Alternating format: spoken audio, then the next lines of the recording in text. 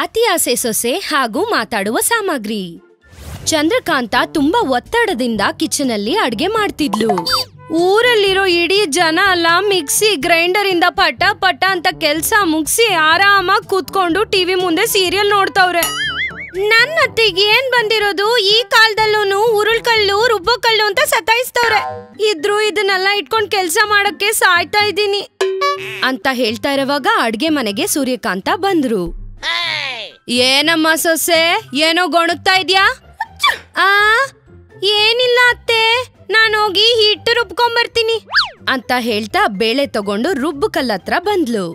ರುಬ್ಬುಕಲ್ನ ಪಕ್ಕದಲ್ಲಿ ಇಡ್ತಾ, ಅಯ್ಯಮ್ಮ ಈ ರುಬ್ಬೋಕಲ್ಲೇನು ನಮ್ಮ ಅತ್ತೆ ತರನೇ ಇಷ್ಟು ಬರ ಇದೆ ಅಂತ ಹೇಳ್ತಾ ಬೇಳೆನ ರುಬ್ಬೋಕ್ ಹಾಕಿ ಜರ ರುಬ್ಬಿದ್ಲು. ಕೊನೆಯದಾಗಿ ರುಬ್ಬೋಕಲ್ನ ಪಟ್ಟಂತ ನೆಲಕ್ ಬಿಸಾಕಿದ್ಲು. ಜೋರಾಗಿ ಶಬ್ದ ಕೇಳಿಸಿದ್ರಿಂದ ಅಲ್ಲಿಗೆ ಬಂದ ಸೂರ್ಯಕಾಂತ ಚಂದ್ರಕಾಂತಾಳ ಎಲ್ಲಾ ಚಟುವಟಿಕೆಯನ್ನು ಗಮನಿಸಿದ್ರು.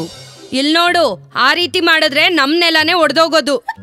ಅರೆ ಅತ್ತೆ, ನಾನೇನು ಮಾಡಿಲ್ಲ, ಆ ರುಬ್ಬೋಕಲ್ಲೇ ಹಾಗೆ ಉರುಳ್ಕೊಂಡೋಗ್ ಬಿತ್ತು. ಬೇಕಿದ್ರೆ ಅದನ್ನೇ ಕೇಳ್ ನೋಡು.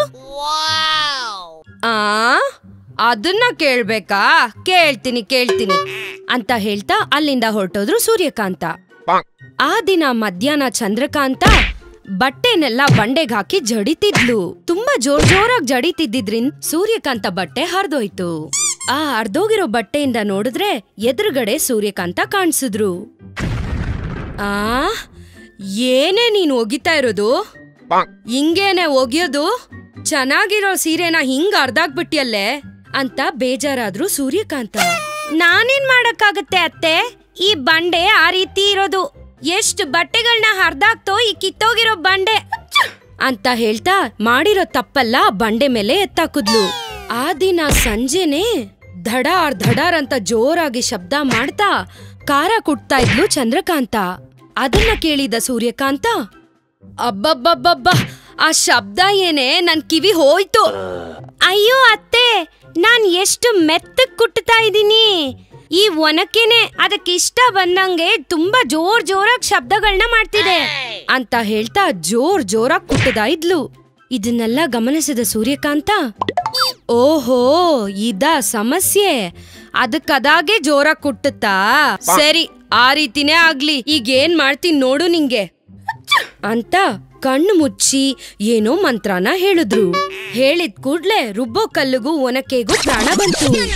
ಆಗ ಆ ಕಲ್ಲು ಒನಕೆಗೆ ಜೋರಾಗಿ ಗಾಳಿ ಬೀಸ್ತು. ಆಗ ಅದ್ರಲ್ಲಿದ್ದಿದ್ ಖಾರ ಗಾಳಿ ಗೆದ್ದು ಚಂದ್ರಕಾಂತ ಕಣ್ಣಿಗೆ ಬಿತ್ತು. ಉರಿತಾ ಇದೆ, ಅಬ್ಬಾ ಕಣ್ಣಿಗೆ ಖಾರ ಬಿತ್ತು, ಉರಿತಾ ಇದೆ ದೇವ್ರೆ, ನೀರೆಲ್ಲಿ ನೀರೆಲ್ಲಿ ಉರಿತಾ ಇದೆ ಅಂತ ಹೇಳ್ತಾ ಕಿರ್ಚ್ಕೊಂಡು ಆ ಕಡೆ ಈ ಕಡೆ ಓಡಾಡ್ತಾ ಇರ್ಬೇಕಾದ್ರೆ ಆ ರುಬ್ಬೋಕಲ್ಲು ಅದಾಗದೆ ಬಂದು ಚಂದ್ರಕಾಂತ ಕಾಲಿಗೆ ಸಿಕ್ಕಿತು. ನನ್ ಸತ್ತೆ ದೇವ್ರೆ, ನನ್ ಕಾಲು ಹೋಯ್ತು, ಮುರಿದೋಯ್ತು ಅಂತ ಜೋರಾಗಿ ಕಿರ್ಚಾಡಿದ್ಲು ಚಂದ್ರಕಾಂತ. ಚಂದ್ರಕಾಂತಾಳ ಎದುರಿಗೆ ಆ ಒನಕೆ ಹಾಗೂ ರುಬ್ಬೋಕಲ್ಲು ನಗುತ್ತಾ ನಿಂತಿತು ಅಂತ ಆಶ್ಚರ್ಯದಿಂದ ನೋಡಿದ್ಲು ಚಂದ್ರಕಾಂತ.